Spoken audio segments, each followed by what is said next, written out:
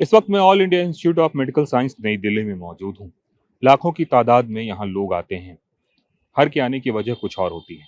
कुछ लोग इलाज कराने आते हैं, कुछ लोग अपने स्वास्थ्य संबंधी जानकारी के लिए आते हैं, कुछ लोग मरीजों को देखने आते हैं, जिसे सामान्य बोलचाल की भाषा में डॉक्टर कहते हैं। लेकिन पहली बार ऐसा हुआ है जब यहाँ कोई मरने के लिए आया है। जी हाँ, हम बात कर रहे हैं हरीश राणा की, उस शख्स की जिसने अदालत से गुहार लगाई, जिसने अदालत से इस बात की याचिका दायर की कि मुझे मौत दे दीजिए।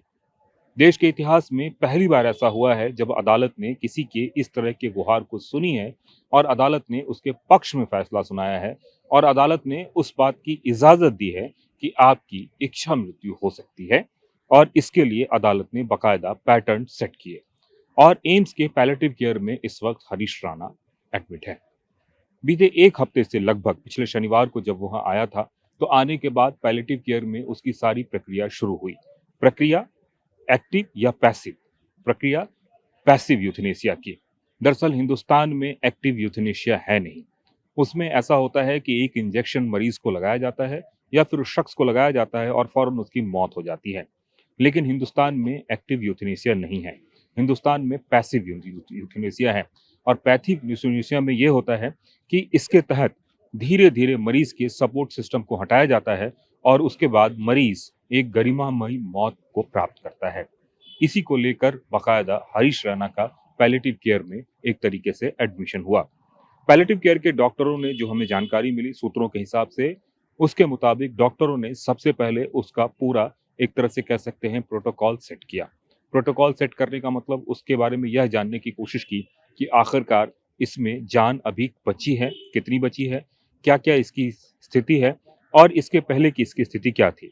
हालांकि अगर हम हरीश राणा की बात करें तो देश के अलग अलग अस्पतालों में इलाज करवा चुका था, जिसमें पहले भी all India institute of medical science, Ram Manohar Lohia अस्पताल, सफदरजंग अस्पताल, इसके अलावे गाजियाबाद का सरकारी अस्पताल, नोएडा का सरकारी अस्पताल, पीजीआई चंडीगढ़, तमाम जो देश के बड़े अस्पताल है वहां वो चक्कर लगा चुका था। ये तो सरकारी अस्पतालों की बात हुई। निजी अस्पताल को भी वो दौरा कर चुका था, लेकिन सब जगह से डॉक्टरों ने हाथ खड़े कर दिए थे। उनके परिवार की स्थिति भी खराब थी और एक तरीके से सबसे दुखद भरा फैसला उनके माता पिता का था, जिन्होंने इस बात का फैसला लिया कि इन्हें अब मुक्ति दी जाए।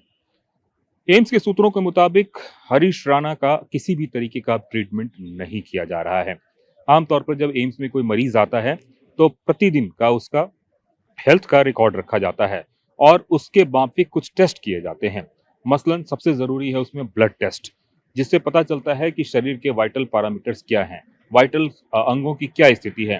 तो अभी जो हमें जानकारी मिल रही है उसके हिसाब से उसका किसी भी तरीके का ब्लड टेस्ट नहीं किया जा रहा है, जिससे कि ये पता चले कि उसके शरीर में जो भी अगर कुछ बीमारी है तो उस बीमारी का स्तर क्या है और वो किस लेवल पे जा रहा है। इसके साथ साथ उसका न्यूट्रिशन सपोर्ट विड्रॉ कर लिया गया है। न्यूट्रिशन सपोर्ट विड्रॉ करने से ये होता है कि शरीर में ताकत एक तरीके से धीरे धीरे खत्म होने लगती है। अब सवाल उठता है कि एक बार अगर न्यूट्रिशन सपोर्ट विड्रॉ कर लिया जाए तो उसके बाद मरीज कितने दिनों तक जिंदा रह सकता है। तो डॉक्टरों के मुताबिक, जो कई तरह के डॉक्टर हैं उनसे हम लोगों की बात हुई, तो उनका कहना था कि यह डिपेंड करता है मरीज के शरीर पर।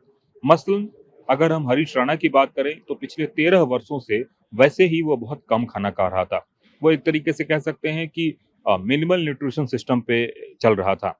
ऐसे में उसका शरीर जो है वो बहुत दिनों तक भूखे रहने का आदी हो सकता है। इसलिए ऐसे में संभव है कि जो फिलहाल उसके शरीर में न्यूट्रिएंट्स हैं, वो न्यूट्रिएंट्स की बदौलत ही वो जिंदा रहे।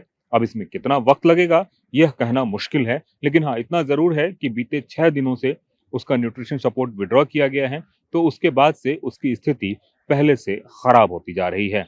दूसरी बात, उसके शरीर के वाइटल पैरामीटर्स की अगर बात करें तो वो भी धीरे धीरे खराब हो रहे हैं। प्राप्त जानकारी के मुताबिक यह भी बताया जा रहा है कि उसके अंग अब शायद इस लायक नहीं बचे हैं कि किसी को अंग दान किया जा सके। मसलन पहले यह बताया जा रहा था और इस बात पे चर्चा चल रही थी कि क्या हरीश राणा के अंगों को किसी को प्रत्यार्पित किया जा सकता है। तो उसमें यह पता चला कि ट्रांसप्लांट तो किया जा सकता है, लेकिन उसके लिए अंगों का सही होना भी जरूरी है। बताया जा रहा है कि उसके कॉर्निया अभी भी अच्छे हैं, जिसको कि ट्रांसप्लांट किया जा सकता है, लेकिन अगर बॉडी के दूसरे ऑर्गन की बात करें तो धीरे धीरे उसमें डिटोरिएशन बहुत ज्यादा दिख रहा है। इन सब के बीच एक सबसे बड़ी बात जो निकलकर सामने आ रही है उनके माता पिता और उनके परिवार वालों को लेकर।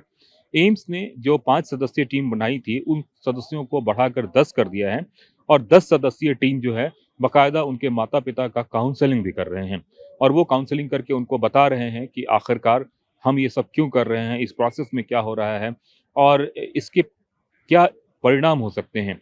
तो तमाम तरह की चीज़ें प्रतिदिन सुबह लगभग 2 घंटे तक अलग-अलग विभाग के डॉक्टर आते हैं और उनके माता-पिता से मिलते हैं और उनका काउंसलिंग करते हैं।